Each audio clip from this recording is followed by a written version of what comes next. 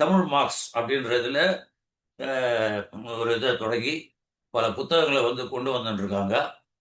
அதுக்கப்புறம் இப்பவும் வந்து சோஷியலிசம் பிட்ரேடு அப்படின்ற புக்கை கொண்டு வரதுக்கு அவங்க பிளான் பண்ணிட்டு இருக்காங்க. எல்லாத்தையும் தமிழாக்கம் பண்ணி அது தவிர இந்த ஆன்லைன் இதில் நிறையா வந்து மூலதனத்தை படிக்கிறது, இல்லை ஒரு குறிப்பிட்ட தலைப்பில் விவாதம் பண்ணுறது, இப்படி ஒரு பெரிய குழுவை நடத்திட்டு இருக்காரு இவர். ஏன்னா அவர் பிஹெச்எல் இதில் ஒரு பெரிய ஆலையில் இருக்கார். அப்போ பல்வேறு அனுபவங்கள் இருக்கு. பல தொழிற்சங்கங்கள அதில் பல தொழிற்சங்க வேலைகளில் ஈடுபட்டுட்டு இருக்கார் அவரு. அப்படி இருக்கும்போது அவருடைய அனுபவம் வந்து ஒரு ஆலை தொழிலாளியோட அனுபவத்தோட பின்னி பிணைஞ்சிருக்கு. அப்போ அதுலேருந்து அவர் எடுத்து இன்னைக்கு இருக்கக்கூடிய தொழிலாளிகள் முன்னாடி இருக்கக்கூடிய கடமைகள், அதோட எதிர்காலம், வர்க்க போராட்டம் எந்த இதுக்கு போகும் அப்படின்னு ஒரு இயக்கவியல் பார்வையோட வைக்கிறதுக்கு இன்னைக்கு திட்டமிட்டிருக்கு. ஆக்சுவலா வந்துட்டு இந்த தலைப்பு வந்துட்டு கொஞ்சம் அடர்த்தியான தலைப்பு தான். ஏன்னா வர்க்க போராட்டத்தை குறித்து இந்தியாவில் நிறைய டிஸ்கஷன் வந்துட்டு நடந்துட்டு இருக்குது. ஸோ அதனால இந்த மாதிரியான தலைப்புகள் ஒரு நல்ல கற்றறிந்த மார்க்சிய ஆய்வாளர்கள் தான் வந்துட்டு பேசணும். ஒரு தொழிலாளி கம்யூனிஸ்ட் கட்சியில இருக்கிற அப்படின்ற அடிப்படையில என்னோட அனுபவங்கள், என்னோட நான் படிச்சு புரிஞ்சுக்கிட்டது, அதை வைத்து நான் வந்துட்டு இன்னைக்கு பேசலாம்னு இருக்கேன் தோழர். ஏதாவது தவறுகள் இருந்தா மூத்த தோழர்கள் இருக்கிறீங்க, அவங்க வந்து சுட்டி காட்டுவீங்கன்னு நான் நம்புறேன். அது மூலியமா நானும் நாங்களும் தப்பு செய்றவங்க தான். அதன் மூலியமா நானும் கத்துக்கிறேன் அப்படின்றதான் தோழர். ஸோ அதனால கொடுக்கப்பட்ட தலைப்பு தலைப்புல கரெக்டா நான் நின்று பேச முடியுமா அப்படின்றது தெரியல. ஏன்னா இது வரைக்கும் சும்மா கேட் மீட்டிங்கு, தொழிலாளர்களுக்கு மத்தியில பேசுறது அப்படின்னா நம்ம கொஞ்சம் பேசிடலாம் ரேண்டமா. இது ஒரு தலைப்புல எடுத்து பேசுறது அப்படின்றது கொஞ்சம் கஷ்டமான விஷயம்தான்.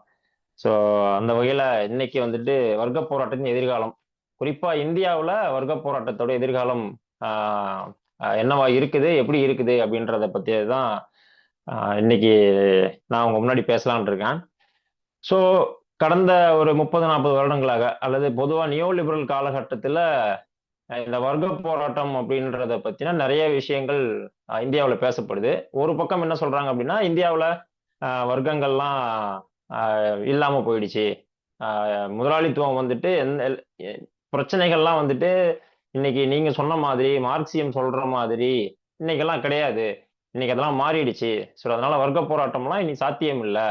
ஒரு மாதிரி நீங்க முதலாளித்துவத்தோட ஒரு பேச்சுவார்த்தை, ஒரு நெகோசியபிள் டெண்டன்சில நீங்க வந்து இருக்கணும் அப்படின்றத ஒரு பக்கம் முன் வைக்கிறாங்க. இன்னும் குறிப்பா இப்ப நவீன காலத்துல ஏஐ டெக்னாலஜிலாம் வந்துருச்சு. இப்ப கூட நீங்க தொழிலாளி வர்க்கம் இதெல்லாம் பேசிட்டு இருக்கீங்களே, இதெல்லாம் வந்து செட் ஆகுமா, இதெல்லாம் அவுடேட்டட் ஆயிடுச்சு அப்படின்னும் பேசிட்டு இருக்கிறாங்க. ஸோ நமக்கு அல்லது நம்மளை பொறுத்த வரைக்கும் மார்க்சியம் சொல்லக்கூடியதுதான். இதனால் வரையிலுமான சமுதாயங்களின் வரலாறு எல்லாமே வர்க்க போராட்டத்தின் வரலாறு தானே. அப்போ முதலாளித்துவ சமுதாயத்துல மட்டும் வர்க்க போராட்டம் இல்லாம போயிடுமா என்ன? ஸோ அப்படி இருக்கும்பொழுது முதலாளித்துவ சமூகத்திலும் வர்க்க போராட்டம் அப்படின்றது இருக்குது. ஏன்னா எல்லா காலகட்டத்திலும் வர்க்க போராட்டம் நடந்துகிட்டே இருக்கும் அப்படின்றதுதான். ஸோ இந்தியாவிலையும் வர்க்க போராட்டம் அப்படின்றது நடந்துகிட்டு இருக்குது. அது என்ன மாதிரி நடந்துகிட்டு இருக்குது, அதோட எதிர்காலம் என்ன அப்படின்றத நாம பார்க்க வேண்டிய தேவை இருக்குது. அப்ப எதிர் சைடுல இருந்து முதலாளித்துவ வர்க்கத்தோட பக்கத்துல இருந்து, அல்லது நம்மளுடைய ஆதரவு குழுக்கள், நம்மளுடைய நட்பு சக்திகளாக இருக்கக்கூடிய ஜனநாயக முற்போக்கு சக்திகள் கூட இனி வர்க்க போராட்டம்லாம் இல்லை அப்படின்னு சொல்லும் பொழுது நாம அதை இன்னும் கொஞ்சம் ஆழமா புரிந்துக்க வேண்டிய தன்மை இருக்குது. ஏன் இப்படி ஜனநாயக முற்போக்கு சக்திகள்கிட்டயே இந்தியாவில் வர்க்க போராட்டம்லாம் காலாவதி ஆயிடுச்சு அப்படின்ற ஒரு குழப்பம் ஏற்பட்டுச்சு அப்படின்னா நடக்கக்கூடிய சூழல்கள். ஏன்னா இந்தியாவில் பாட்டாளி வர்க்கம் அப்படின்றது ஒரு பெரிய அளவிலான போராட்டத்தை முன்னெடுக்காம, எந்த ஒரு விஷயத்துக்கும் அது வந்து இன்ட்ரெஸ்ட் காட்டாம இருக்கிறதுனால அந்த பொதுவான பார்வை என்ன ஆயிடுச்சு அப்படின்னா, ஸோ தொழிலாளி வர்க்கம்லாம் இன்னைக்கு நல்லா இருக்காங்க போல, முதலாளித்துவத்துக்கே நல்ல சம்பளம் வாங்குறாங்க, நல்லா கார் வச்சிருக்கிறாங்க, மொபைல் ஃபோன் யூஸ் பண்றாங்க. ஸோ அதனாலலாம் வந்துட்டு இனி வர்க்க போராட்டங்கள்லாம் இல்லை, ஐடி கம்பெனில நிறைய சேலரியில வேலை பார்க்குறாங்க, அப்போ இனி அவங்களெல்லாம் வந்து வர்க்க போராட்டம் நடத்துவதற்கான வாய்ப்புகள் இல்லை அப்படின்ற மாதிரியான ஒரு ஒரு ஒரு ஒரு மேம்போக்கான பார்வை அவங்களுக்கு வந்துருச்சு. பட் நம்ம இன்னும் கொஞ்சம் ஆழமா அதை பார்க்க வேண்டியது என்ன அப்படின்னா, மார்க்ஸ் சொல்றதுதான். மார்க்ஸ் வந்துட்டு முதலாளித்துவத்தில் இருக்கக்கூடிய, அல்லது குறிப்பா பாட்டாளி வர்க்கத்தில் பல பிரிவுகள் இருக்குது. இப்ப இந்த எல்லா பிரிவுகளுமே அதோட தற்காலத்தில் அல்லது அந்த ஒரு குறிப்பிட்ட காலத்தில் எந்த லட்சியத்துக்காக அது வந்து போராடுது அப்படின்றத தாண்டி அந்த பாட்டாளி வர்க்கம் அல்லது பாட்டாளி வர்க்கத்தோட நிலைமை அந்த வர்க்கத்தை என்ன செய்ய தூண்டுது அல்லது என்ன செய்ய நிர்பந்திக்கிறது அப்படின்றதான் கேள்வி அப்படின்னு அவர் சொல்றாரு மார்க்ஸ்.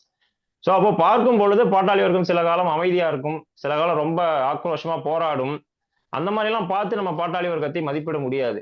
வரலாற்று வழியில பாட்டாளி வர்க்கத்துக்கு கொடுத்திருக்கக்கூடிய வரலாற்று பாத்திரம் என்ன அல்லது பாட்டாளி வர்க்கத்தை நிர்பந்திக்கக்கூடிய காரணிகள் என்ன அப்படின்றத நாம வந்து பார்க்க வேண்டியது இருக்குது. ஸோ அப்படி பார்க்கும் பொழுதுதான் இந்தியாவில் வர்க்க போராட்டத்துடைய எதிர்காலத்தை குறித்து நாம புரிந்துக்க முடியும் அப்படின்னு நான் நினைக்கிறேன் தோழர். ஸோ அப்போ இந்தியாவில் இன்னொரு பிரச்சனையை முன்வைக்கப்படுகிறது. அது வந்து ரொம்ப குறிப்பான இந்தியாவுக்கே வந்துட்டு பிரத்யேகமான இருக்கக்கூடிய ஒரு சாதிய பிரச்சனை. அப்ப இந்த சாதி மற்றும் வர்க்கம் இந்த ரெண்டுத்தையும் நாம வந்துட்டு புரிந்து கொண்டால் வர்க்க போராட்டத்தை எதிர்காலத்துல இன்னும் ரொம்ப பெட்டரா வந்துட்டு நம்மளால எடுத்துட்டு போக முடியும் அப்படின்னு நம்ம சொல்லலாம். அப்ப அம்பேத்கர் சொல்ற மாதிரி சாதி அப்படின்றது வந்து தொழிலாளர்களே பிரித்து வைத்திருக்கக்கூடிய ஒரு அமைப்பா இருக்குது அப்படின்னு அவரு கிட்டத்தட்ட 1930களில் அவர் சொல்றாரு. ஸோ அதை பத்தின டிபேட்டும் இப்ப நடந்துட்டு இருக்குது.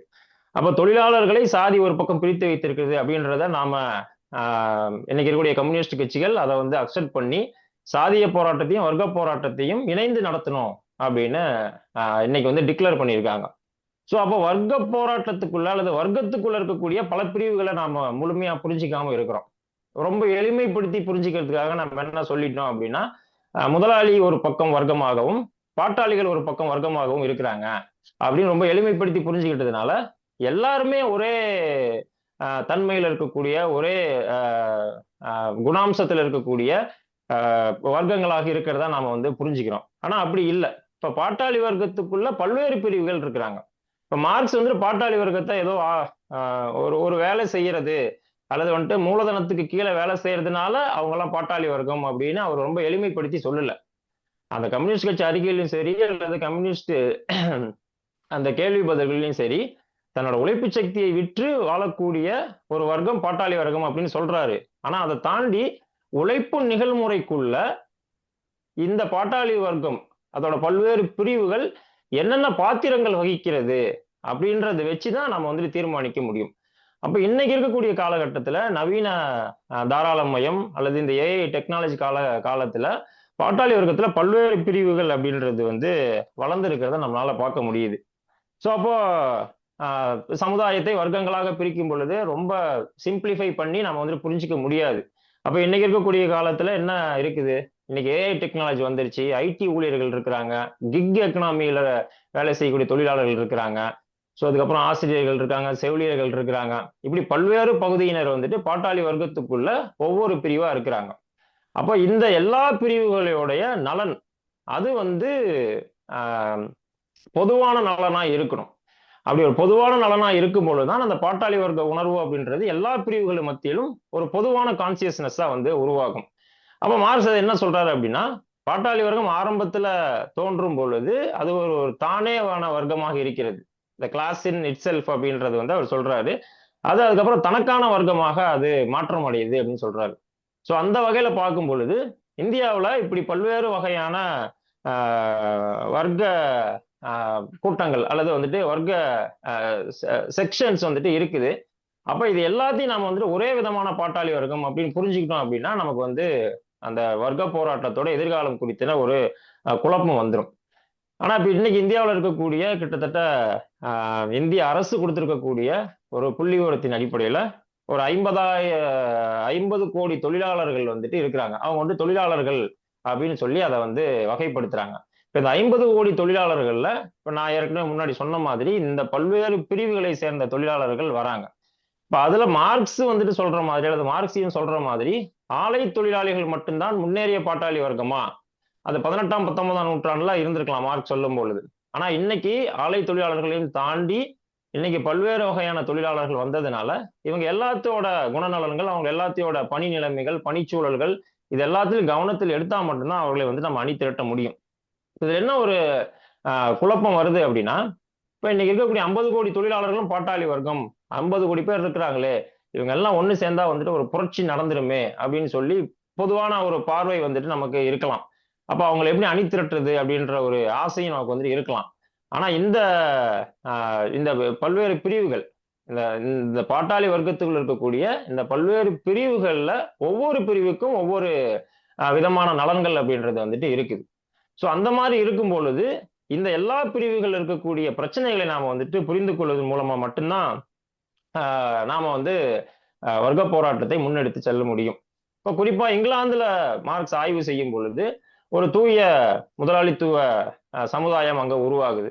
இப்ப மூலதனத்துக்கு கீழே ஒரு பாட்டாளி வர்க்கம் அப்படின்றது புதுசா உதிக்கும் பொழுது அது அதனோட பல்வேறு பழைய காலத்து அதாவது வந்து நிலப்பிரபுத்துவ சமூகத்தில் இருக்கக்கூடிய அந்த பல்வேறு விஷயங்களை எல்லாம் அது வந்துட்டு ஒழித்து விட்டு தான் அது புதிய பாட்டாளி வர்க்கத்தை அது வந்துட்டு உருவாக்குது.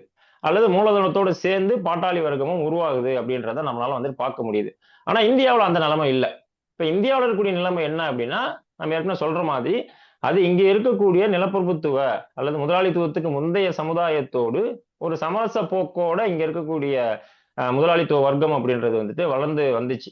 அப்ப அதோடு சேர்ந்துதான் பாட்டாளி வர்க்கமும் வளரும். இப்ப மூலதனம் வளர்ச்சி அடையுது, அதனோடு சேர்ந்து பாட்டாளி வர்க்கம் வளர்ச்சி அடையுது அப்படின்றதுதான் மார்க்ஸ் சொல்லக்கூடியது.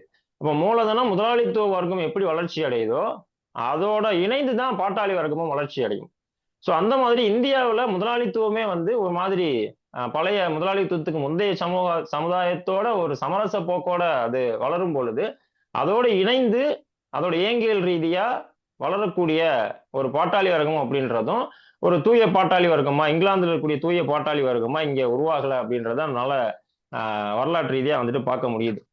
சோ அந்த மாதிரி இருக்கக்கூடிய நிலைமைகள்ல இன்னைக்கு இருக்கக்கூடிய பாட்டாளி வர்க்கத்தோட நிலைமைகள் பொதுவா வந்து இந்த 50 கோடி வேலை செய்யக்கூடிய அல்லது அப்டிராக்ட் பண்ணி நம்ம பேசும் பொழுது பாட்டாளி வர்க்கம் அப்படின்னு நம்ம பேசணும் அப்படின்னா இதுல கிட்டத்தட்ட பார்த்தோம் அப்படின்னா ஒரு 90% தொழிலாளர்கள் முறைசாரா தொழிலாளர்கள் இருக்கிறாங்க.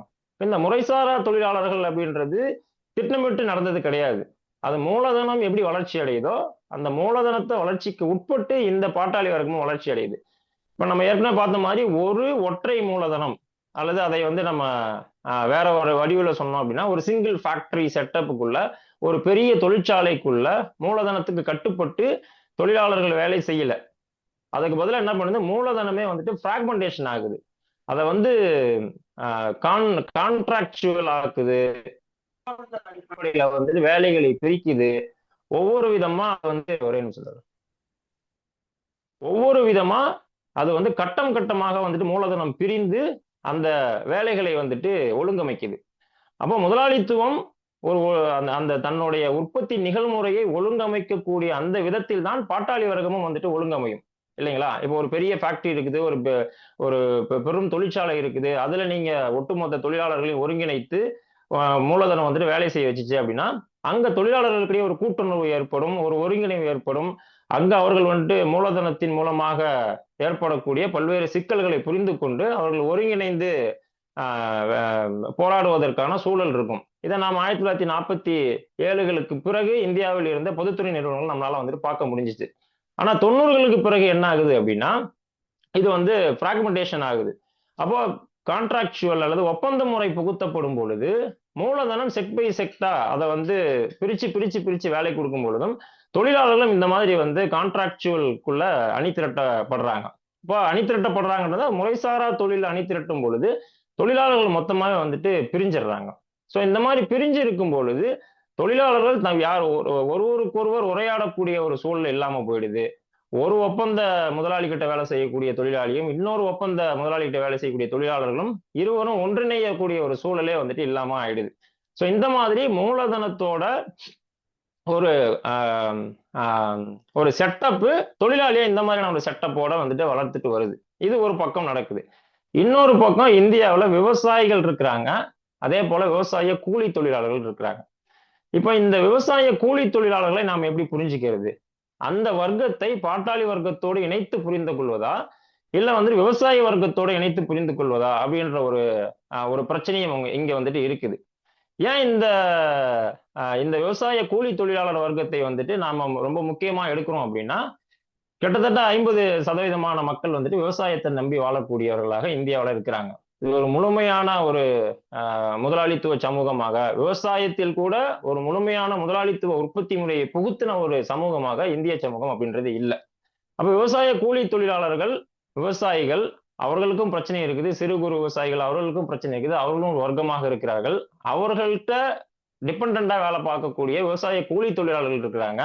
இன்னொரு பக்கம் ஆலை தொழிலாளர்கள் இருக்காங்க. நம்ம ஏற்கனவே சொன்ன மாதிரி நவீன தொழிலாளர்களும் இருக்கிறாங்க. அப்ப இந்த மாதிரி பிரிவுகள் இருக்கும் பொழுது ஒரு ஆய்வு வந்துட்டு என்ன சொல்லுது அப்படின்னா, இந்த விவசாய கூலி தொழிலாளர்கள் ஒரு அரை பாட்டாளியாகவும் ஒரு அரை பண்ணையடிமைன்னு சொல்லலாமான்னு எனக்கு தெரியல. ஆனா அந்த மாதிரியான ஒரு செட்டப்புக்குள்ள அவங்க வேலை பார்த்துட்டு இருக்காங்க.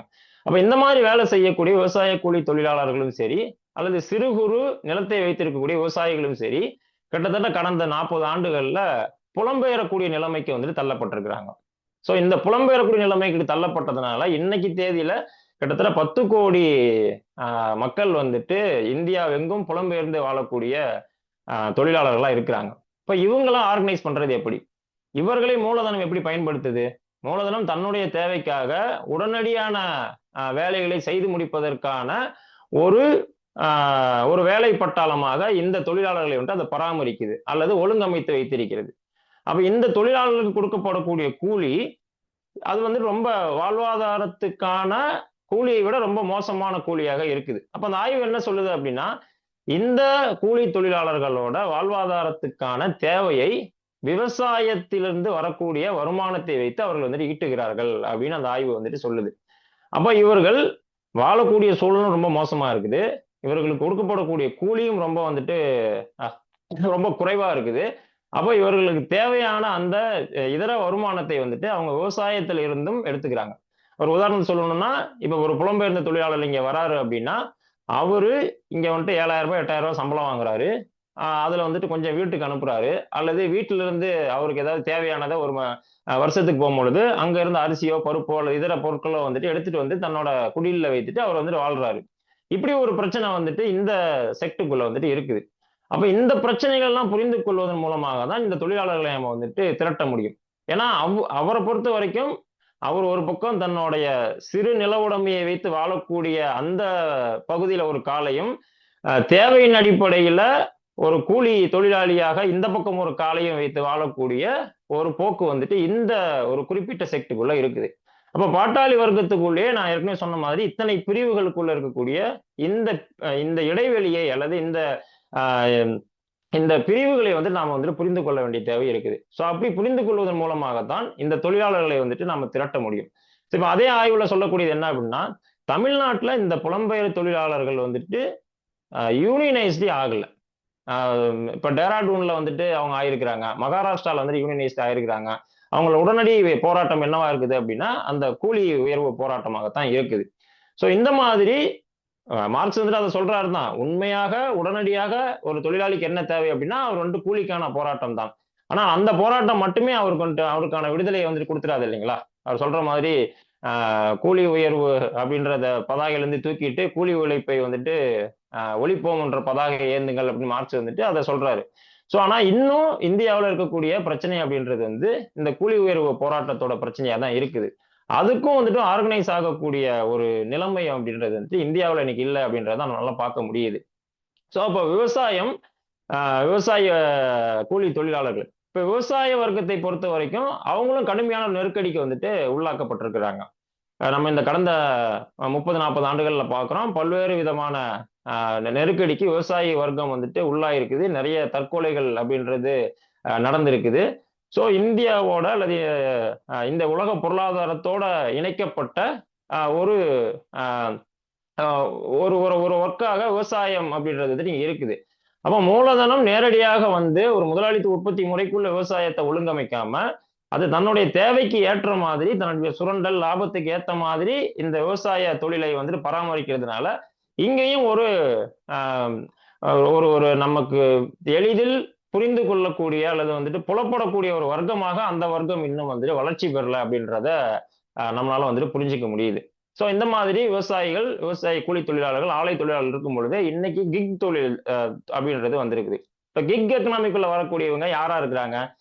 அவங்கள பொறுத்த வரைக்கும் அவங்க ஒரு பார்ட்னர் அப்படின்னு சொல்லப்படுது. ஒரு பார்ட்னர்னு சொல்லும் பொழுது அவங்களால வந்துட்டு தங்களோட கூலியை வந்து நிர்ணயிக்க முடியுமா, அல்லது வேலை நேரத்தை நிர்ணயிக்க முடியுமா, அல்லது வந்துட்டு தங்களுக்கு தேவையான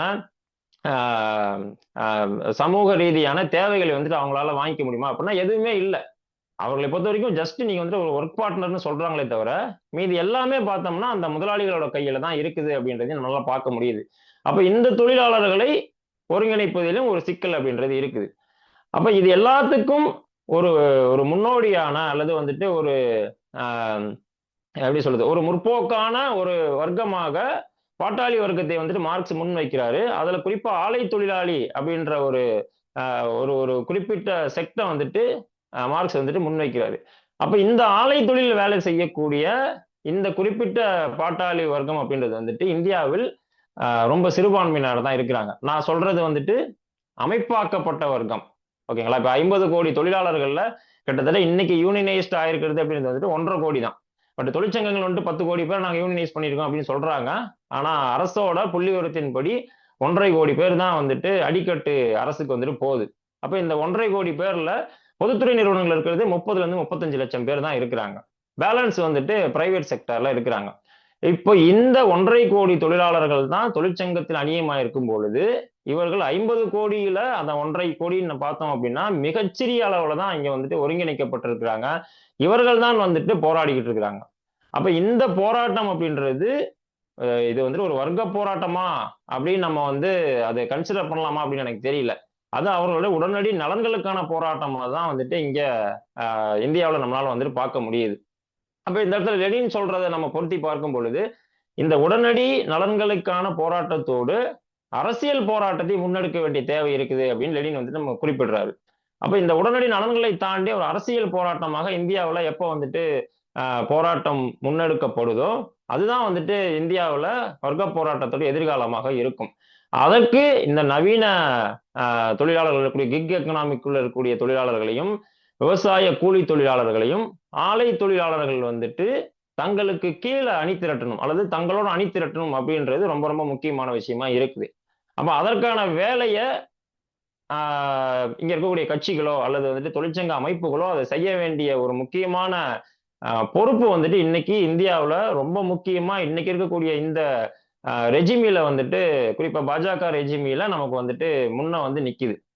ஸோ அதை செய்ய வேண்டிய தேவையும் வந்துட்டு இருக்கு. இதோட சேர்ந்து நான் ஏற்கனவே குறிப்பிட்ட மாதிரி இந்த முக்கியமான சாதிய பிரச்சனைகள் இருக்குது. இந்த சாதிய பிரச்சனை உண்மையிலுமே ரொம்ப கூர்ந்து நம்ம வந்துட்டு ஆய்வு செய்ய வேண்டியதா இருக்குது. ஏன்னா இப்போ நான் ஏற்கனவே சொன்ன மாதிரி புலம்பெயர் தொழிலாளர்கள் இருக்கிறாங்க, விவசாய கூலி தொழிலாளர்கள் இருக்காங்க, ஆலை தொழிலாளர்களும் இருக்கிறாங்க. இந்த விவசாய கூலி தொழிலாளர்கள்ல பெரும்பான்மையானவர்கள் தலித்துகள் மற்றும் பிற்படுத்தப்பட்ட மக்கள். புலம்பெயர் தொழிலாளர்கள்ல பெரும்பான்மையானவர்கள் தலித்துகள் மற்றும் பிற்படுத்தப்பட்ட மக்கள் மற்றும் ஆதிவாசிகள் அல்லது வந்துட்டு பழங்குடியினர்கள் வந்துட்டு இருக்கிறாங்க. இப்போ இவர்கள் ஏற்கனவே ஒரு ஒரு அப்ரஷன்ல இருந்து இந்த நவீன தொழில்துறைக்குள்ள வரும்பொழுது அவர்களுக்கான நெகோசியபிள் பிளாட்ஃபார்ம் வந்துட்டு இல்லை, பார்கெனிங் கெப்பாசிட்டி இல்லை அப்படின்றதுனால குறைந்த கூலிக்கே அவர்கள் வந்துட்டு வேலை வாங்கப்படுறாங்க. ஸோ இந்த பிரச்சனை அப்படின்றது இந்தியாவில் இருக்கக்கூடிய இந்த சாதிய பிரச்சனையோடு இணைத்து பார்க்க வேண்டிய தேவை அப்படின்றது இருக்குது. அப்போ அவர்கள் சாதிய பிரச்சனையிலிருந்து கிராமத்திலிருந்து தப்பித்து நகரத்துக்கு வந்தாலும் அல்லது இந்த மாதிரியான நவீன தொழில்துறைக்குள்ள வந்தாலும் அங்கேயும் தாங்கள் வந்துட்டு ஒடுக்கப்படுறத வந்துட்டு அவங்களால ஜீரணிக்க முடியல. ஸோ அப்போ அவங்க என்ன நினைக்கிறாங்க அப்படின்னா எல்லாத்துக்கும் காரணம் வந்துட்டு நான் இந்த மாதிரியான சாதிய பிரச்சனைக்கு அந்த சாதிய சமூகத்துக்குள்ள சிக்கி இருக்கிறதா காரணம் அப்படின்ற ஒரு உணர்வு நிலை அவங்கள்ட்ட எப்பயுமே இருந்துகிட்டே இருக்குது. அப்ப இதை ஊக்குவிக்கிறதுக்கு இந்த முதலாளித்துவம் பல்வேறு விதமான வேலைகளையும் செஞ்சுக்கிட்டே இருக்குது. அந்த மக்களை வந்துட்டு சாதியாகவும் அல்லது மதமாகவும் பிரித்து வைப்பதற்கான வேலையை தொடர்ந்து செஞ்சுக்கிட்டே இருக்குது. அப்போ இந்த மாதிரியான வர்க்க உணர்வை அவர்கள் பெறுவதற்கான பெரிய ஒரு ஸ்பேஸ் வந்துட்டு இந்தியாவில் இல்லாம போயிடுச்சு. அவர்கள் தங்களை வந்துட்டு ஒரு சாதியாகவே அடையாளம் படுத்திக் கொள்கிறார்கள் அல்லது ஒரு மதமாகவே அவர்கிட்ட அடையாளப்படுத்திக் கொள்கிறார்கள். தொழில்துறைக்குள்ள வந்து அல்லதுனா இந்த மாதிரி வந்துட்டு உற்பத்தி நிகழ்முறைகளை வந்து தான் வந்துட்டு ஒரு ஒரு ஒரு ஒர்க்கிங் கிளாஸ், நான் வந்துட்டு ஒரு தொழிலாளி வர்க்கத்தை சேர்ந்தவன் அப்படின்ற ஒரு உணர்வு நிலை அவர்களுக்கு வந்துட்டு இன்னும் வரைக்கும் இந்தியாவில் வராத ஒரு சிக்கல் வந்துட்டு இருக்குது. அப்ப இதை மார்க் சொல்ற மாதிரி அது ஒரு தானே ஆன ஒரு வர்க்கம் தனக்கான ஒரு வர்க்கமாக மாறக்கூடிய காலம் வந்துட்டு இன்னும் இந்தியாவில் வரல அப்படின்றத நல்லா பார்க்க முடியுது. ஸோ அந்த மாதிரி வரணும் அப்படின்னா இதை வந்துட்டு முதல்ல ஆர்கனைஸ்ட் ஆகணும். இந்த ஆர்கனைஸ்ட் ஆகிறத மார்க்ஸ் வந்துட்டு சொன்ன மாதிரி முதலாளித்துவம் இது தொழிலாளர்கள் எல்லாத்தையும் ஒரு இடத்தில் கொண்டு வந்து வைத்து அவர்களை வந்துட்டு அதுவே ஆர்கனைஸ் பண்ணுவதற்கான எல்லா விதமான டூலையும் கொடுக்குது அப்படின்னு சொன்னாரு. ஆனா இந்த நவீன உலகமய தாராள காலகட்டத்துல அப்படி ஒரு போக்கு முதலாளித்துவம் நமக்கு வழங்கல. அப்ப அதையும் நாம தான் செய்ய வேண்டிய தேவை அப்படின்றது இருக்குது. அப்ப நாம தொழிலாளர்களை வந்துட்டு ஒருங்கிணைக்க வேண்டிய அவசியம் இருக்குது. அவர்களை தொழிற்சங்கத்தில் அணி திரட்ட வேண்டிய அவசியம் இருக்குது.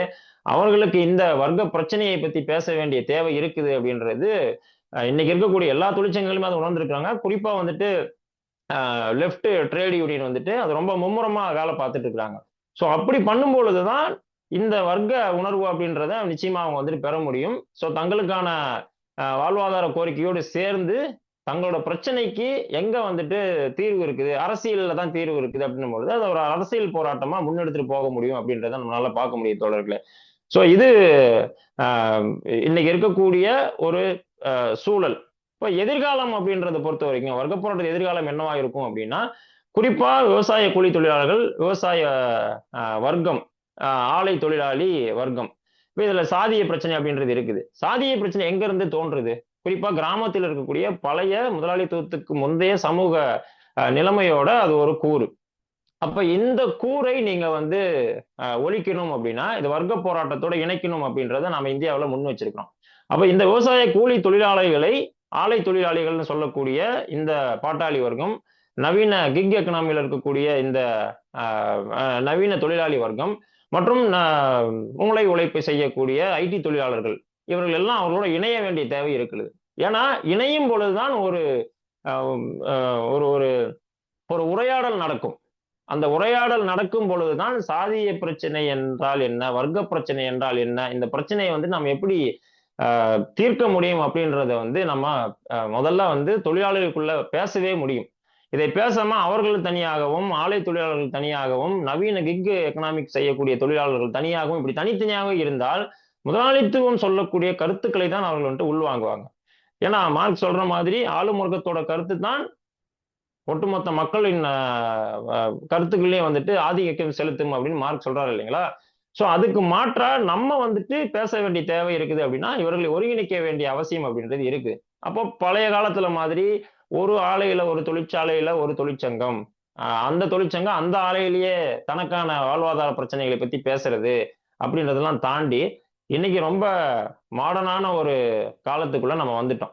இப்ப அதுக்கான ஒரு எக்ஸாம்பிள் நம்ம பார்த்தோம் அப்படின்னா, இப்ப சமீபத்தில் நடந்த வட இந்தியாவில் நடந்த பல்வேறு போராட்டங்கள் கிட்டத்தட்ட ஒரு ஒரு என்ன சொல்றது, பெரிய பெரிய நிறுவனங்கள் அதானி, அம்பானி, இன்னும் சொல்ல போனா இந்திய அரசோட பொதுத்துறை நிறுவனங்கள்ல கோத்ரேஜ், இப்படி பல்வேறு நிறுவனங்கள் இருக்கக்கூடிய தொழிலாளர்கள் வந்துட்டு போராட்டத்தை தொடங்குறாங்க. அதுக்கு நமக்கு தெரியும் வட இந்தியாவில் குர்கான்ல அது வந்துட்டு முதல்ல தொடங்கப்பட்டது. அப்ப அப்படி தொடங்கப்பட்ட போராட்டம் நவீன தொழில்நுட்பத்தை பயன்படுத்துது. பாட்டாளி வர்க்கம் நவீன தொழில்நுட்பத்தை பயன்படுத்தி அதை வந்து பரப்புது. ஸோ அந்த அவரோட பிரச்சனை என்னோட பிரச்சனை, அவரோட கூலி பிரச்சனைன்றது என்னோட கூலி பிரச்சனை, எனக்கான பிரச்சனை, எனக்கான வேலை வாய்ப்புக்கான பிரச்சனை அப்படின்னு அது வந்துட்டு தொடர்ந்து பரவி வருது. அந்த போராட்டம் தொடர்ந்து அதிகரிக்குது. ஆனா இப்ப இவங்க எல்லாம் வந்துட்டு ஆர்கனைஸ்ட் ஆகாத பீப்புளா இருக்கிறாங்க. ஒரு தன்னெழுச்சியான போராட்டத்தில் வந்துட்டு இப்ப இறங்கி நிக்கிறாங்க. அப்ப இவர்களை ஆர்கனைஸ் பண்ண வேண்டிய தேவை நமக்கு வந்துட்டு இருக்குது. ஸோ இவர்களை ஆர்கனைஸ் பண்ணி அடுத்த கட்டத்துக்கு எடுத்துட்டு போகணும். இந்த அடுத்த கட்டத்துக்கு எடுத்துட்டு போனதுக்கு அப்புறம் தான் இவர்களோட விவசாய கூலி தொழிலாளர்களை நம்ம வந்துட்டு இணைக்க முடியும்.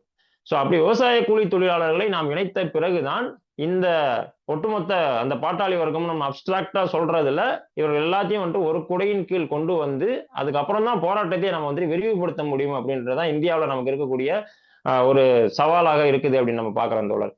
ஸோ இப்படிதான் வந்துட்டு இந்த இந்தியாவில் இருக்கக்கூடிய பல்வேறு வர்க்க பிரிவுகளை ஒன்று திரட்டி நாம் வந்துட்டு போராட்டம் செய்ய வேண்டியது இருக்குது அப்படின்னு தான் என்னோட புரிதல்ல வந்துட்டு நான் வந்துட்டு இன்னைக்கு முன் வச்சிருக்கேன் தோழர். ஏன்னா எனக்கு 2 நாள் தான் டைம் இருந்துச்சு, நிறைய விஷயங்கள் என்னால வந்துட்டு தயாரிக்க முடியல. ஸோ நான் ஏற்கனவே வாசிச்சது எனக்குள்ள இருந்தது, அதெல்லாம் சேர்ந்து நான் வந்துட்டு கிளப் பண்ணி சொல்லியிருக்கேன். கூடுதலான விஷயங்கள் இருந்தா தோழர்கள் வந்துட்டு நீங்க அனுபவம் சார்ந்த முறையில முன்வைத்திருக்கிறாரு. களத்துல இருக்காரு தொழிற்சங்கத்துல. இப்போ தற்போதைய பிரச்சனைகள் அது லைவா இருக்கிற இருக்கிற பிரச்சனைகளை முன் வச்சிருக்கிறாரு. தோழர் வந்து இன்னைக்கு கரண்ட் சிச்சுவேஷனை ரொம்ப ஒரு பக்கம் கம்யூனல் டேஞ்சரை எடுத்து சொல்லிட்டாரு. அதாவது இந்த மத பிரச்சனை, சாதி பிரச்சனை சொல்லிட்டாரு. இது கடுமையான போராட்டம். இன்னைக்கு தொழிலாளி வர்க்கம் இன்னைக்கு இந்திய நாட்டில் சந்திக்கிறது வந்து ஒரு கடுமையான சூழ்நிலை. அவ்வளோ சுலபமாக வந்து நம்ம பண்ண முடியாது. ஆனால் இந்த தொழிற்சங்கம் தான் இதுக்கு வந்து இது எடுக்கணும்.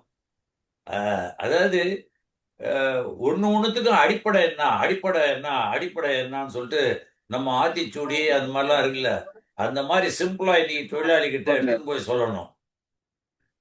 ஒர்க்கிங் கிளாஸ்ல இன்னைக்கு 97% வந்து அன்ஆர்கனைஸ் செக்மெண்ட்.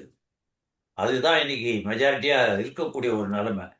அன்ஆர்கனைஸ்டு அது வந்து நம்ம என்ன பிஃபோர் இண்டிபெண்டன்ஸ் சுதந்திர காலத்துக்கு முன்னாடி என்ன நிலைமையோ அந்த நிலைமையில தான் இன்னைக்கு ஒர்க்கர்ஸ் இருக்காங்க. அதுவும் இன்னைக்கு போயிட்டு நான் வந்து ஆஹ், ஆஹ், உதாரணத்துக்கு சொல்றேன்னாக்கா ஐடி செக்டார்ல 1.5 வருஷம் வேலை செஞ்சுட்டான். வேற ஏதோ கம்பெனியில் பெட்டரா கிடைக்குது. அவன் அந்த வேலையை விட்டு வேற ஒரு கம்பெனி போனா அந்த அவன் பணைய மாதிரி அவன் ஆரம்பிக்கும் போது அவன் விட்டு இப்போ டிகிரி முடிச்சுட்டு அவன் போய் கேட்கறான்ல, அவன் சர்டிஃபிகேட் வாங்கி வச்சுன்னு கொடுக்க மாட்டேன்றான். போலீஸ் ஸ்டேஷன்ல போய் பஞ்சாயத்து பண்ண வேண்டியதா இருக்கு. அன்ஃபேர் லேபர் பிராக்டிஸ்ல அதை வந்து கேஸ் போட முடியாம இருக்கு. இப்படி நிலைமை இருக்கு ஐடி செக்டார்ல. இதுதான் நான் ஃபேஸ் பண்றேன். அதே மாதிரி கிக் எக்கானமியில ஒன்றும் பண்ண முடியல. அப்போ இந்த சூழ்நிலை கடுமையான சூழ்நிலைய நம்ம போராடி தான் பெறணும். இது ஷார்ட் ரூட்லாம் கிடையாது. அதுதான் தொடர் சிலம்பரசன் ரொம்ப அழகா சொன்னது. Sustained and consistent struggle. தொடர்ச்சியாவும் உடாப்புடியாவும் நம்ம அவ்வளவுதான். சுகுமார் தோழர், நீங்க அருமையா சொன்னீங்க. ஆனா அவர் வந்து ஒரு பிலாசபிக்கலா அனுபவம் சார்ந்து ஒண்ணு வைக்கிறாரு. பாயிண்ட் தான் இங்க நமக்கு தேவை. அவங்கள பொறுத்த வரைக்கும் அவங்க என்ன சொல்றாங்கன்னா, ஆர்கனைஸ்டு ரொம்ப கம்மியா இருக்கு. விவசாய தொழிலாளி இருக்காங்க. இப்போ இப்ப இப்ப நாம வந்து மைக்ரண்ட் லேபரா போறாங்க அங்கங்க. அது எல்லாத்தையும் நம்ம எப்படி ஒருங்கிணைக்குன்னு கேக்குறாங்க. நான் வந்து அவங்க சொன்ன அந்த விவரங்கள்ல இருந்து பிலாசபிக்கலா சோசியாலஜிக்கலா சொல்றாங்க, சமூகவியல் ரீதியா. அதாவது வர்க்க போராட்டமே வித்தியாசமா நடக்குது. ஆனா எதிர்காலத்தை எப்படி சொல்றதுன்னு இப்ப இப்ப நான் இதுல ஒரு சின்ன டிஸ்கஷன் கிரியேட் பண்ணேன். அவர்கிட்டயே நான் கேட்கிறேன். அவரு கூட திருப்பி பதில் சொல்லிட்டோம். ஆக்சுவலி வந்து வர்க்க போராட்டம் தான் எல்லாம் அப்படின்னு ஒரு மார்க்ஸுடைய மேற்கோளோட அருமையா ஆரம்பிச்சாங்க தோழர். நான் வந்து அந்த வார்த்தையினுடைய வரலாறுக்குள்ள போறேன். நான் என்னன்னா, நீங்க எங்கல்ஸ் வாழ்க்கை வரலாறு சோவியத் கம்யூனிஸ்ட் கட்சி ரொம்ப பெருசா போட்டிருக்கு ஆங்கிலத்துல. அதுல அவங்க என்ன சொல்றாங்கன்னா, மார்க்ஸ் எங்கல்ஸும் வந்து தொழிலாளி மாத்தும் என்ற கருத்துக்கு முடிவுக்கு வருவதற்கு முன்னால் அவங்க இளைஞரா இருந்தப்போ தத்துவ ஞான அறிவுள்ள மத்திய தர இளைஞர் சக்தி தான் உலகத்தை மாத்துங்கிற கருத்துல இருக்கிறாங்க. அவங்க வந்து இங்கிலாந்தில் தொழிலாளி வர்க்கத்தின் நிலை அப்படிங்கிற அந்த எங்கல்ஸ் எழுதின புத்தகத்துக்கு பிறகுதான் அவங்க வந்து தொழிலாளி வர்க்கம் தான் வந்து முதலாளித்துவத்துக்கு முடிவு கட்டுகிற ஒரு இயக்கம் வர்றாங்க. அதற்கு பிறகுதான் அடுத்தடுத்த விஷயங்கள்ல அவங்க பாரிஸ் கம்யூன் இந்த அனுபவங்களுக்கு பிறகு அவங்க வந்து நேச சக்தியாக விவசாயம் சமூகத்தை மாற்றணும்னு சொன்னா தொழிலாளி வர்க்கம் அது ஒருங்கு தெள்ளணும், திரட்டப்படணும், ஒரு வர்க்கமா மாறணும், அரசியல் உணர்வு கொள்ளணும், அதெல்லாம் சொல்லிட்டு அவங்க விவசாய வர்க்கத்தை இணைத்து கொள்ளணும் அப்படிங்கிற மாதிரி சொல்றாங்க. இப்ப அந்த மாதிரியான அணுகுமுறை ரஷ்ய புரட்சியில சக்சஸ் ஆன பிறகு அது கூட வித்தியாசமா ஆகுது. சோவியத்னா என்ன? சோவியத்துல இருக்காரு, ஒரு விவசாயி இருக்காரு, ஒரு படை வீரர் இருக்காரு. ஒரு வித்தியாசமா மன்னர் ஆட்சிக்கு எதிராக இரட்டை அதிகாரி மையமா கொண்டு வந்து தொழிலாளர்கள் உருவாக்குன அந்த சோவியத்துங்கிற சிஸ்டத்துல 3 பேர் இருக்காங்க. ராணுவ வீரரை இணைப்பதன் மூலமா கிரியேட்டிவ் சக்தி மூலமாக ஒரு சமூக மாற்றம் ஏற்படுது. இப்ப அதற்கு பிறகு அங்க தேசிய இன பிரச்சனை வருது. தோழர் ரவீந்திரன் தொடர்ந்து பேசிட்டு இருக்காங்க. தேசிய இன பிரச்சனை, தேசிய புரட்சி சம்பந்தமான விஷயத்துல ஆழமா லெனின் காலத்துல அங்க அந்த கருத்து வளர்த்து எடுத்துக்கப்படுகிறது வர்க்கம். அந்த இடத்துல அவர் வந்து தேசிய இனங்களை எப்படி கையாளுவது, பிரிந்து போகும் உரிமை சம்பந்தமான விவாதம்லாம் அந்த ரஷ்ய புரட்சிக்கு பிறகுதான் வர்க்க போராட்டத்தினுடைய வளர்ச்சி போக்காதான் அந்த கருத்துக்கள்லாம் உருவாகுது. அப்ப அந்த பின்னணியில நாம இங்க பார்க்கும்போது அனுபவம் சார்ந்து தோழர் முன் வச்சது என்ன வைக்கிறாங்கன்னா, ஆர்கனைஸ்டு லேபர் ரொம்ப கம்மியா இருக்கும்போது வித்தியாசமா இன்னைக்கு வந்திருக்கிற இந்த கிக் பொருளாதாரம்னு தனியா வந்துகிட்டு இருக்காது. இந்த மாதிரி அதாவது அது தனியா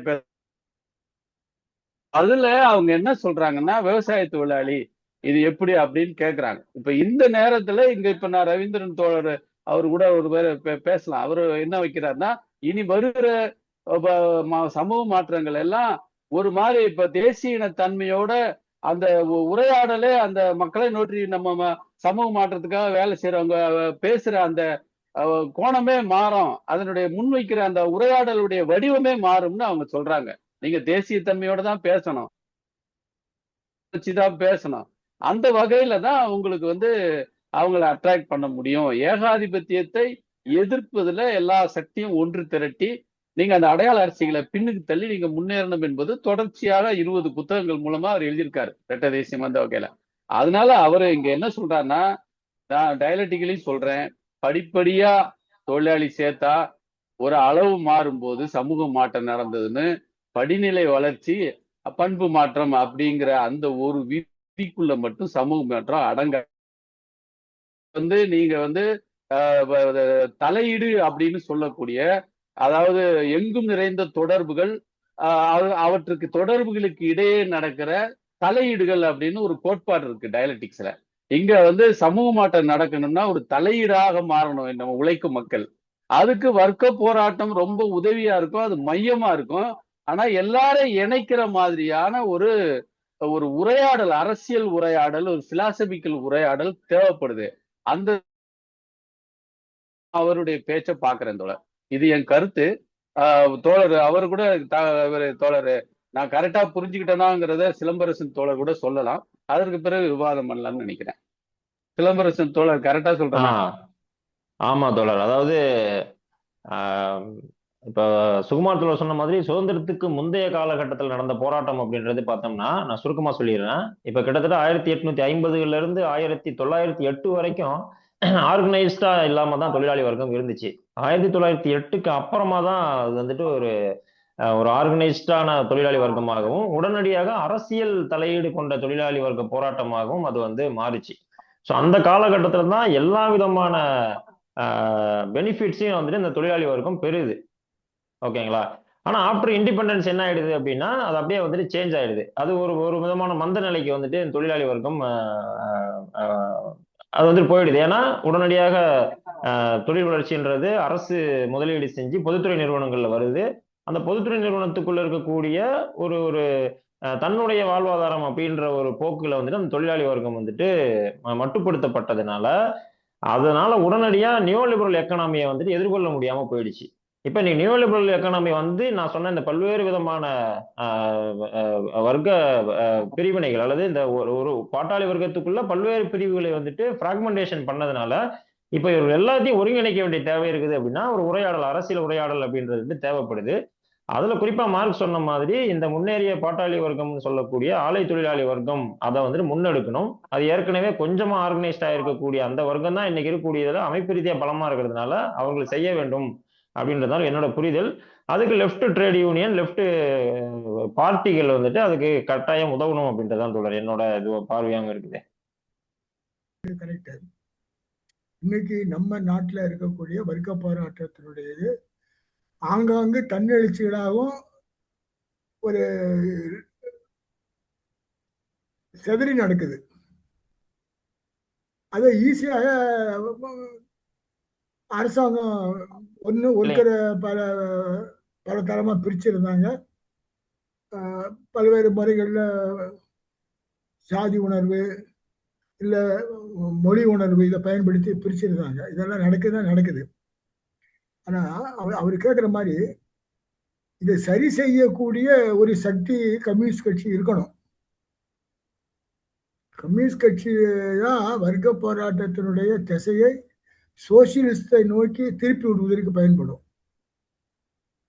ஆனால் கம்யூனிஸ்ட் கட்சியினுடைய ரோல் தான் இதில் நம்ம முக்கியமாக கவனிக்க வேண்டியிருக்கு. அது இப்பொழுது அது தொழிற்சங்க இயக்கமானாலும் சரி, மற்ற இயக்கமானாலும் சரி, அதனுடைய பார்வை முழுவதுமே ஒரு சித்தாந்த பார்வை தான் பார்க்கணும். எப்படி இவங்க எந்த பார்வையில ஒரு தொழிற்சங்கத்தை நடத்துறாங்க, எப்படி நடக்குது இன்னைக்கு தொழிற்சங்கம், அந்த தொழிற்சங்கத்துல எப்படி அவங்கள பொலிட்டிகலைஸ் பண்றது என்பதை பற்றியெல்லாம் நமக்கு சரியான புரிதல் இல்லை.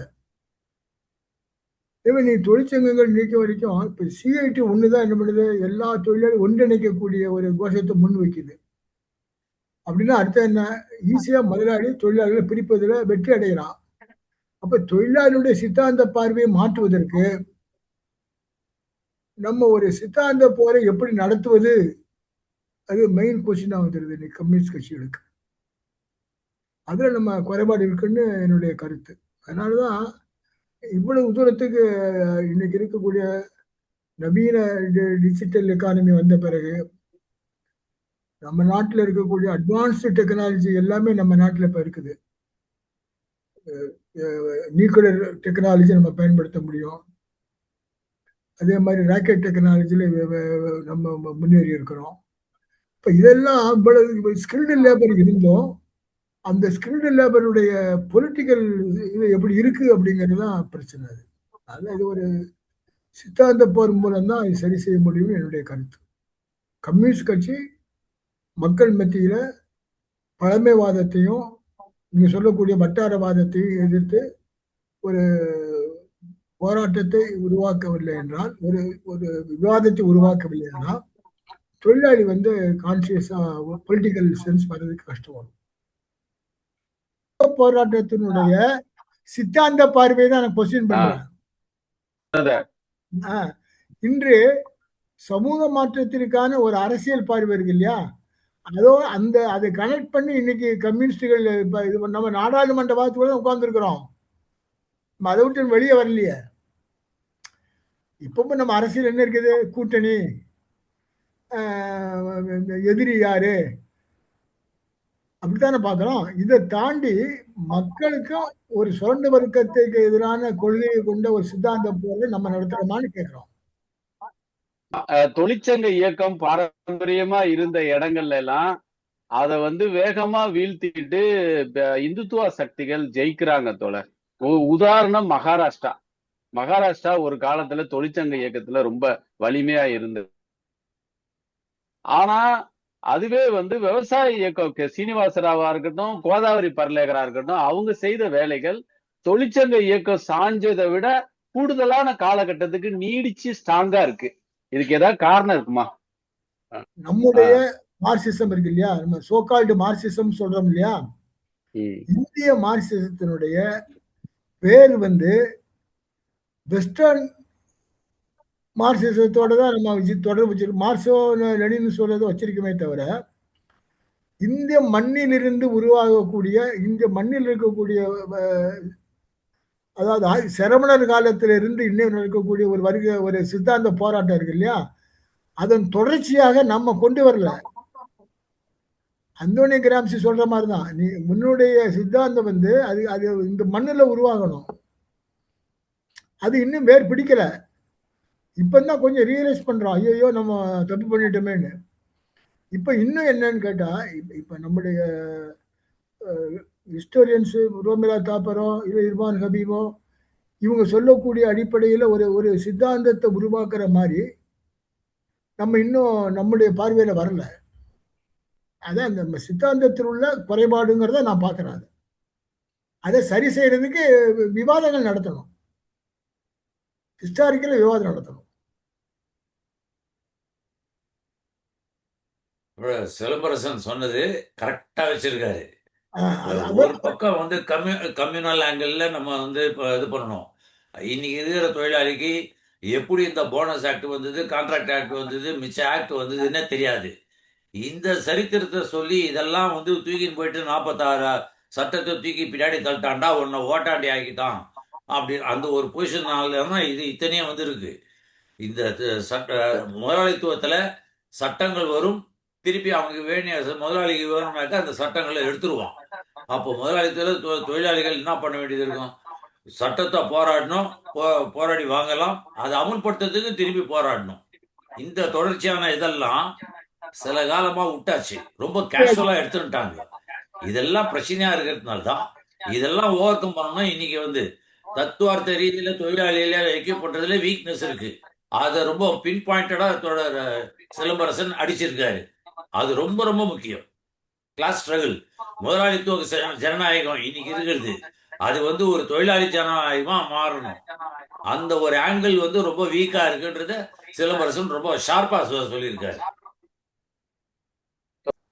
தோழர் சிலம்பரசன் தோழர் வந்து இந்த குறிப்பிட்ட காலத்தில் இருக்கக்கூடிய ஒரு பொதுவான அல்லது மிக பெரிய பிரச்சனைய தோழர் வந்து தொட்டு காட்டியிருப்பார். தொழிலாளி வர்க்கம் அப்படின்றது வந்து எந்த தொழிலாளியும் தானே வர்க்க உணர்வு கொண்டவனாக இருக்க மாட்டான் என்பது நமக்கு நல்லா தெரியும்.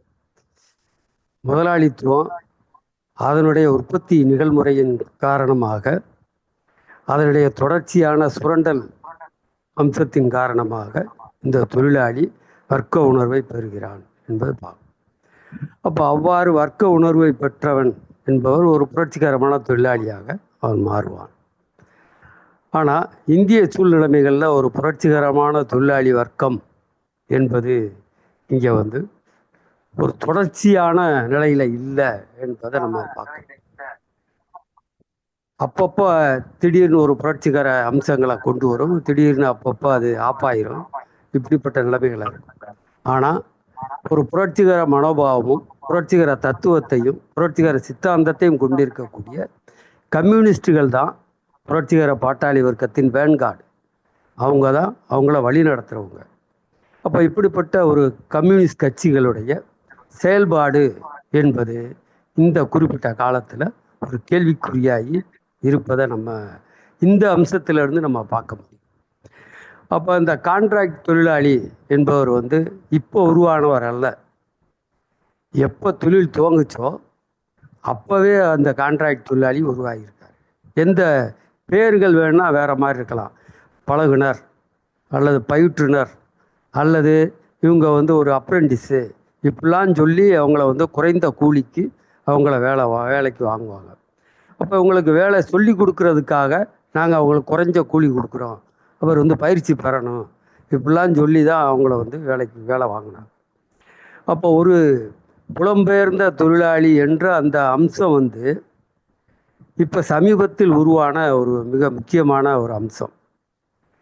அப்போ இந்திய நாட்டுக்குள்ள அது நாடு கண்டம் தழுவிய அல்லது நாடு தழுவிய அந்த அம்சம், நாட்டை விட்டு நாடு போகக்கூடிய அந்த அம்சம் நீண்ட காலமாக இருந்தாலும் ஒரு நாட்டுக்குள்ள, இந்திய நாட்டுக்குள்ள புலம்பெயர்ந்த தொழிலாளிகள் அவர்களுடைய பிரச்சனைகள், இவர்களுடைய கூலி பிரச்சனையிலிருந்து அவர்களுடைய கலாச்சார பிரச்சனை வரைக்கும் இருக்கக்கூடிய அம்சம் என்பது சமீப காலமாகத்தான் அது மிகவும் கோரமான ஒரு முறையில் முன்னுக்கு வந்திருக்கு என்பதை நம்ம பார்க்கணும்.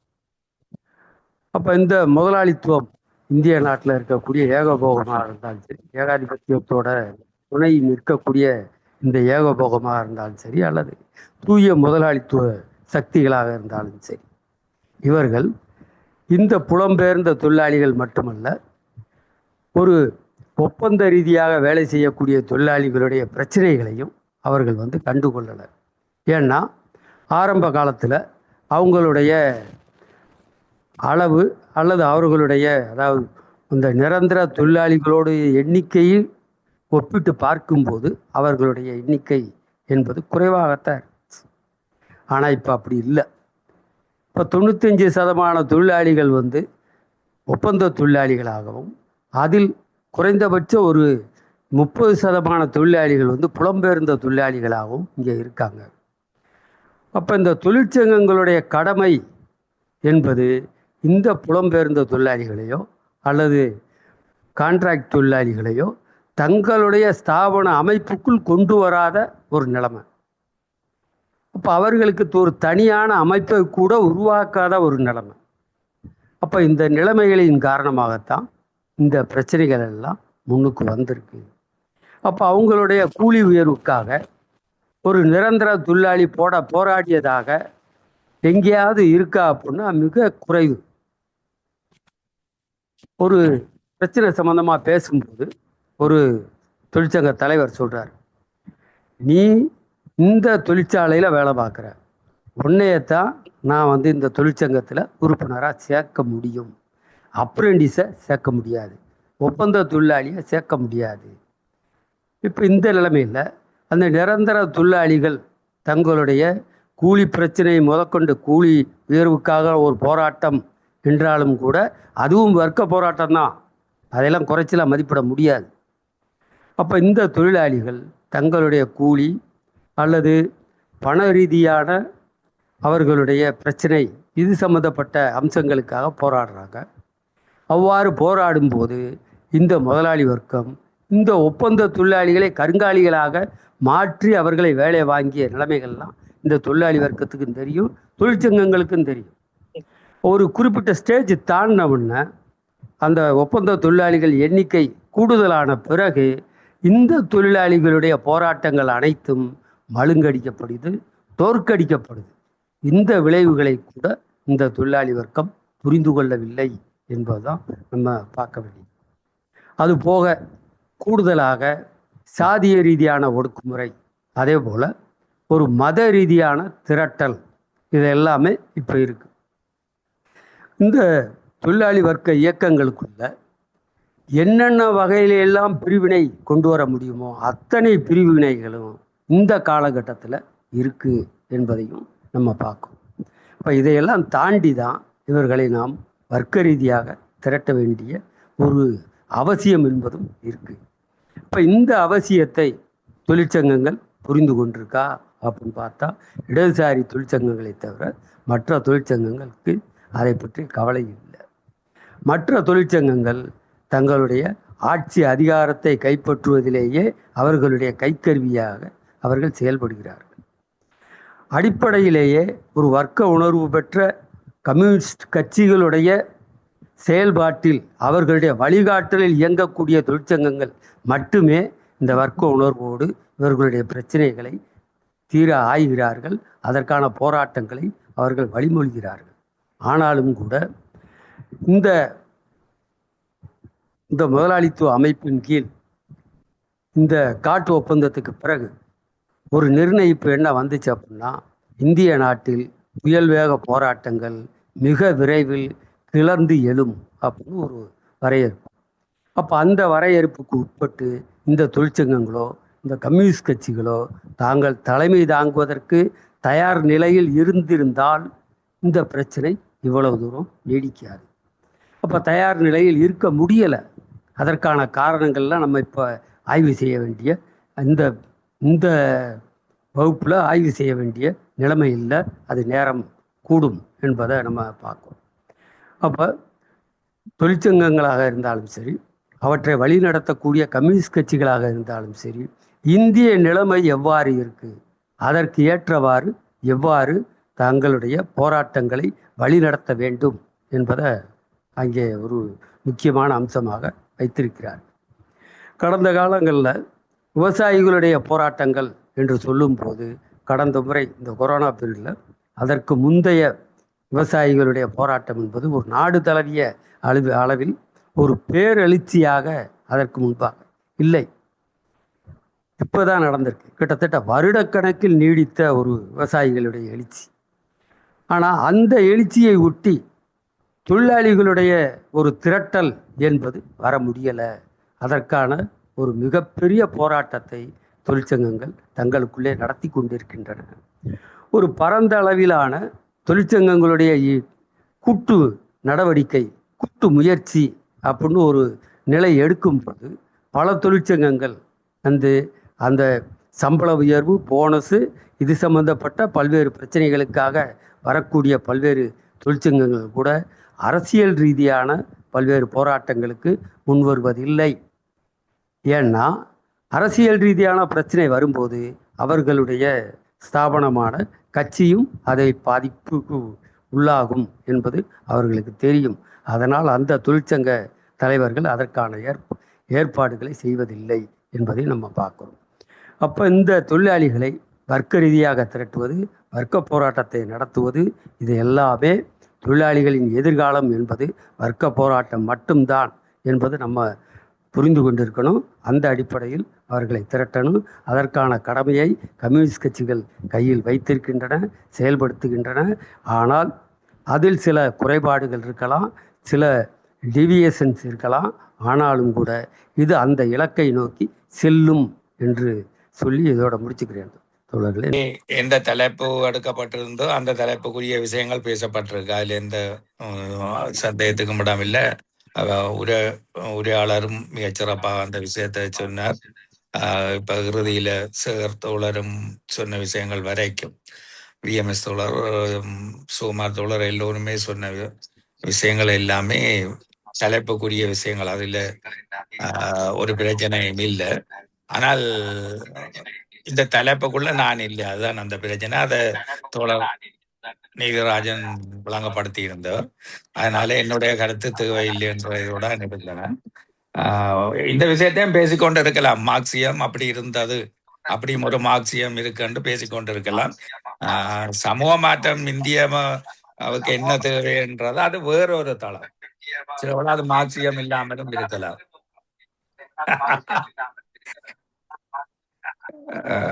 ஏன்னால் மார்க்சியம்ன்றது எப்படி புரிஞ்சு கொள்றோம்ன்றதுல இருந்து வார பிரச்சனை அது. ஏனென்றால் ஏதேதோ தளங்கள் எல்லாம் விஷயங்கள் போய்கொண்டிருக்கு. ஒவ்வொரு கட்சிக்கும் ஒவ்வொரு பிரச்சனை, மக்களுக்கு வேற ஏதோ பிரச்சனை, மார்க்சியத்துக்கு அதுக்குரிய பிரச்சனை.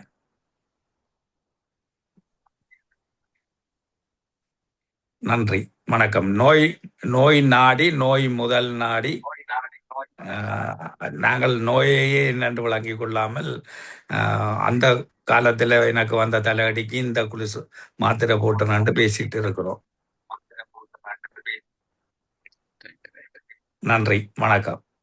பேசிய தோழர் ரொம்ப அருமையா, அடுத்த தலைமுறை தோழர் அருமையா அந்த அனுபவங்களை வைத்தாரு. அந்த வகையில அவர் ஆர்கனைஸ்டு தொழிலாளிகள், மற்றபடி விவசாய தொழிலாளிகள், இதெல்லாம் உடனடி நலன்களுக்கான போராட்டம் தான் இருக்கு அப்படின்னு சொன்னாங்க. அந்த வகையில அதுவே வர்க்க போராட்டம் தான் அப்படிங்கிற கருத்தும் முன்வைக்கப்பட்டது. பொதுவா ஒரு தொழிற்சங்கத்தை புரட்சியினுடைய ஒரு பற்ற அப்படிங்கிற மாதிரி, அதுக்கான பயிற்சி எடுக்கிற இடம் அப்படிங்கிற மாதிரி அது லெனின் சொல்லியிருக்கிற அடிப்படையில அது அரசியல் பொருளாதாரவாதமா மட்டும் இருக்காம அது அரசியலா மாறும்போது அது விடுதலையுடைய வேகப்படுமே அப்படிங்கிற மாதிரியான கருத்துக்கள் தான். மற்றபடி அப்ப இன்னைக்கு வந்ததுல பொதுவா ரெண்டு தோழர்கள் சாதி பிரிவுகள் அப்படிங்கிறதுல அவர் அருமையா தொட்டாரு. தொழிலாளர்களுடைய பிரிவினை தான் சாதின்னு சொன்னாரு அம்பேத்கர் அப்படின்னு. அந்த வகையில இன்னைக்கு ஆயிரக்கணக்கான தலித் சாதிகள், பழங்குடிகள்,